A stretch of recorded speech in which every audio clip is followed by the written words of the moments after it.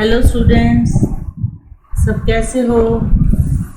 सब घर में अच्छे से होगे? खूब मौज मस्ती भी कर रहे हो, साथ साथ घर में रहकर पढ़ाई भी कर रहे हो। अब तक पाठ 7 के बाद आपको मैंने पाठ 8 कारक समझाना शुरू किया था और साथ साथ मैंने आपको जो आपके सीटी चल रहे हैं पाठ 4 की रिवीजन के लिए भी बोला था। तो हम कारक के बारे में जानकारी ले रहे थे कि संज्ञा तथा सर्वनाम का शेष वाक्य से संबंध जोड़ने का काम जिन चिन्हों से होता है उनको हम कारक कहते हैं। इन चिन्हों के बिना हमारे वाक्य जो है वो अधूरे होते हैं। तो इन कारक चिन्हों का दूसरा नाम मैंने आपको परसर्ग और विभक्ति चिन्ह भी बताया था। तो आपने कारक के भेद जो है जाने की 8 भेद होते हैं और उनके विभक्ति चिन्ह भी मैंने आपको बताए थे। और मैंने जो है 4 कारक के बारे में पूरी जानकारी आपको बताई। आज हम अपादान कारक से जानकारी प्राप्त करते हैं। तो सबसे पहले जो अपादान कारक होता है उसमें चिन्ह हमारे पास से होता है। मैंने आपको करण कारक में भी चिन्ह से बताया था, लेकिन उसमें हम साधन का प्रयोग करते हैं और उसका चिन्ह के करण कारक में के द्वारा भी होता है कि हम किसी के द्वारा काम को पूरा कर रहे हैं। उसके बाद लेकिन अपादान कारक में जब से का प्रयोग करते हैं तो उसमें अलग होने की बात का पता चलता है, अर्थात संज्ञा या सर्वनाम का वह रूप जिससे अलग होने का पता चले उसे अपादान कारक कहते हैं। अब जैसे आपको चित्र में बताया गया है कि पेड़ से पत्ते गिर गए, बकरी बाड़े से बाहर आ गई, कि पेड़ से पत्ते जो हैं वो अलग हो गए, अलग होने की बात पता चल रही है।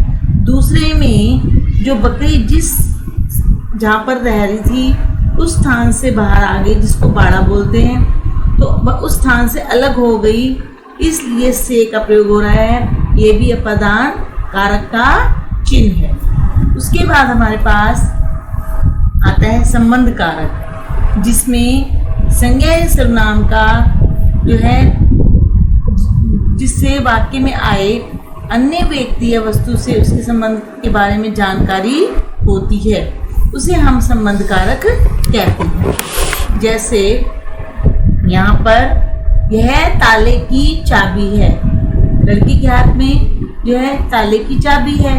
दूसरे चित्र में यह झोपड़ी माली की है, माली झोपड़ी में खड़ा है और ये बताया गया है कि झोपड़ी माली की है।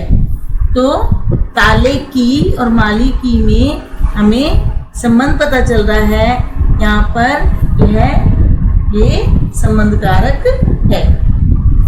उसके बाद अधिकरण कारक। बच्चों, यहाँ पर संज्ञा या सर्वनाम के जिस रूप से क्रिया के स्थान का बोध होता है कि कहाँ पर काम किया जा रहा है उसे अधिकरण कारक कहते हैं। जैसे चित्र में एक पेड़ है, पेड़ पर बिल्ली बैठी हुई है, दूसरे में एक मटका बना हुआ है या घड़ा है, उसमें पानी है। तो हमें पता चल रहा है कि बिल्ली पेड़ पर चढ़ गई। दूसरे चित्र में घड़े में पानी है। तो पर जो है हमें स्थान के बारे में पता चल रहा है कि पेड़ जो एक स्थान है वहाँ पर है, और घड़े का जो स्थान है उसके अंदर पानी है। तो में और पर जो चिन्ह जोड़े गए हैं बीच में, वाक्य को जोड़ने के लिए प्रयोग किए गए हैं, ये अधिकरण कारक हैं। उसके बाद संबोधन कारक, जिसमें हम संज्ञा या सर्वनाम के जिस रूप से किसी को पुकारने का पता चलता है उसे हम संबोधन कारक कहते हैं। जैसे हम प्रार्थना करते हैं तो प्रभु को अपनी जो है बात बताने के लिए हम बोलते हैं हे प्रभु। तो हमने हे संबोधित जो है शब्द लगाया। अगर कोई एक चित्र में जो आदमी है बच्चे को बुला रहा है और आवाज़ देकर कह रहा अरे रमा शंकर, तो ये भी संबोधित करने का एक तरीका है। तो अरे और हे जो है संबोधन कारक चिन्ह हैं। तो इस तरह आपने इस पाठ में पढ़ा कि कारक क्या होते हैं, उनकी भेद कितने होते हैं। कारक का दूसरा नाम हमारे पास प्रसर्ग और विभक्ति चिन्ह होता है। तो अब बाकी हम इतना ही समझेंगे और अभ्यास द्वारा इसके बारे में अपनी जांच परख करेंगे।